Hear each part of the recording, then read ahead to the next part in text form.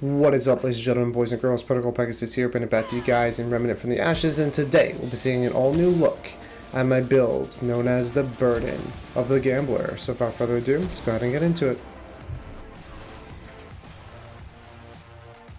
Alright, so let's jump over into the character sheet. For my handgun, I'm using the hunting pistol with the weapon mod known as Flicker. For my long gun, I'm using the shotgun with the weapon mod known as Iron Sentinel. For my melee weapon, I'm using Chain Blade. For my armor, I'm using Full Set Gladiator, which can also be defined as the Scrapper set. So I'm using the helmet, the chest piece, as well as the pants. From there, for my necklace, I'm using Gunslinger's Charm. For my first ring, I'm using Burden of the Warlord. And for my second ring, I am using Soul Link. Now, with that out of the way, let's jump over into traits.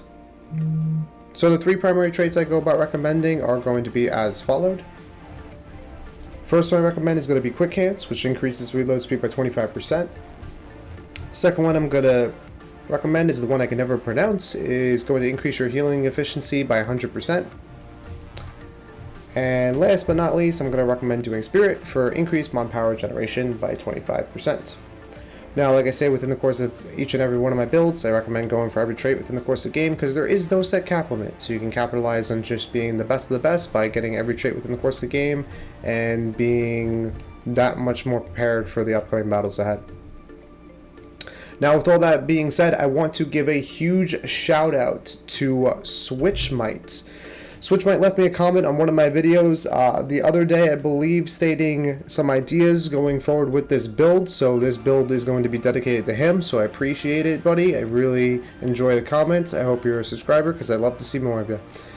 But yeah, with that all being said, let's go ahead and jump over into some gameplay and let's see what this build can really do.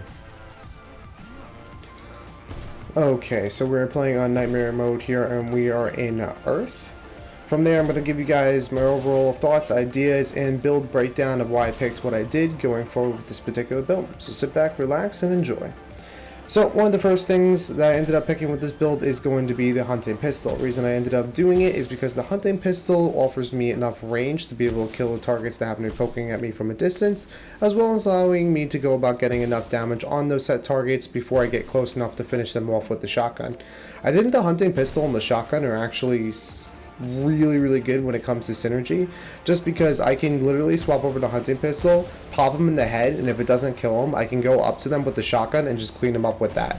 And then from there too, if anyone's sneaking up on me or if I have to get a quick pot shot off, I swap over to hunting pistol and I'm good to go. The hunting pistol also has the mod attached onto it. Basically allows me to go about taking 0% damage, which means that if I'm in a tight situation or I end up screwing up or I just get overrun or whatever the case may be, I can pop that button and then from there I am pretty much in the clear. I can melee, I can heal, I can pop consumables, I can do whatever I need to do to make sure that I stay alive and I consistently go about having the advantage within the course of the fight that I happen to be in. Another thing that I ended up choosing with the course of this build is going to be the shotgun. The shotgun, I feel, is just so much fun. Like, if you really haven't tried it out, you get it really early on within the course of the game. You actually get it with, like, the first weapon I believe you end up getting is this shotgun.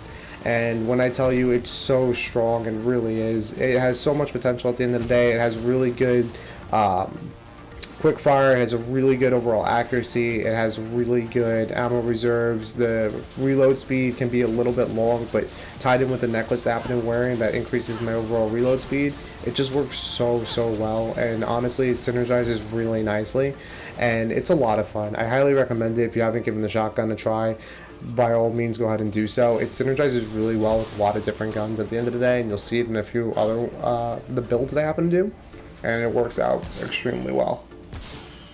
The reason I ended up tying it into Sentinels is because I like the form factor with Sentinels because I can literally just go about dishing out a lot more damage, and not only being able to dish out a lot more damage, I can also be able to cut off enemies' paths very easily by throwing it down in front of them, because they just kind of continuously path into it unless they either destroy it or end up kind of like pathing around it a little bit. But if you position accordingly, it can not only interrupt the enemy's pathing, but it can also block projectiles too, which is really strong. So not only is it interrupting the enemy's pathway, not only is it blocking projectiles, not only is it dealing damage, but it's also healing me with the Soul Link ring I have active. Basically healing for 5% of the damage it's dealing, on top of the fact that I can have 2 of them active at the same time. So I'm pretty much getting 10% healing back from the damage that they end up dealing, and that's not on top of any form of consumables I happen to be using either. So at the end of the day, I'm getting a lot of continuous healing back, which leaves to be really good self-sustain, which ends up being really, really nice. The only downside I have to it is that the mod regeneration isn't that great with this particular setup, just because I don't really have anything that's really going to passively regenerate my mods, like the cultist set or like a spirit stone or anything like that. So when it comes to mod generation, you have to be really cautious on how you go about utilizing like your turrets or utilizing your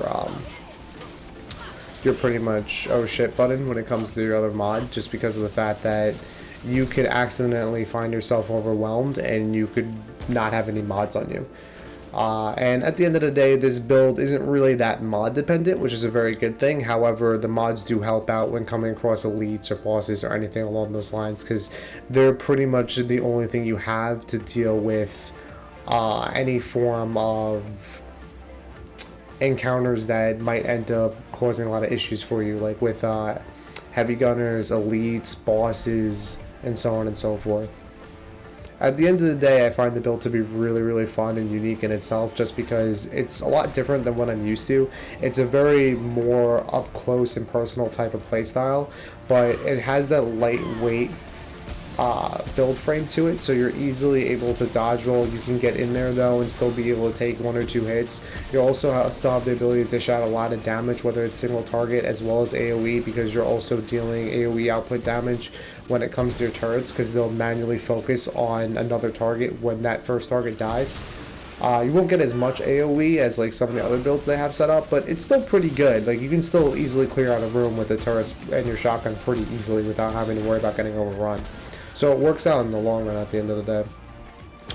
The only other thing with the course of this build is that it is a lightweight frame build, so meaning that if you do end up taking 1 or 2 hits, you will end up dying, so you really want to be cautious in that regard. But to be honest, you can still take, you know, a hit or 2 and still be okay without instantly dying. However, if you are trying this out on Apocalypse mode, it might be a different story, so just keep that in mind. But with the current self-sustain output you have, plus the single target damage output, plus the really high strong damage potential close and far range, and plus the oh shit mod that you have activated on your pistol, it actually ends up being really, really well rounded, and you really don't have to worry about getting overrun or end up getting overpowered, because you have a lot of opportunities to be able to deal with pretty much any foe that happens to come at you very, very easily, as long as you're micromanaging your overall resources accordingly, such as like your mods, as well as making sure you're reloading continuously, because keep in mind it is a shotgun and you are using a hunting pistol, so a hunting pistol only has 1 round in it, so you want to make sure you keep reloading. But yeah, that's pretty much it, guys. If you guys have any questions or concerns, leave them right down below in the comment section. I'd be happy to answer it. And if you guys have any other thoughts in regards to build ideas, leave it down below. But anyway, guys, I hope you have a real good day, and hope to see you real soon. Later.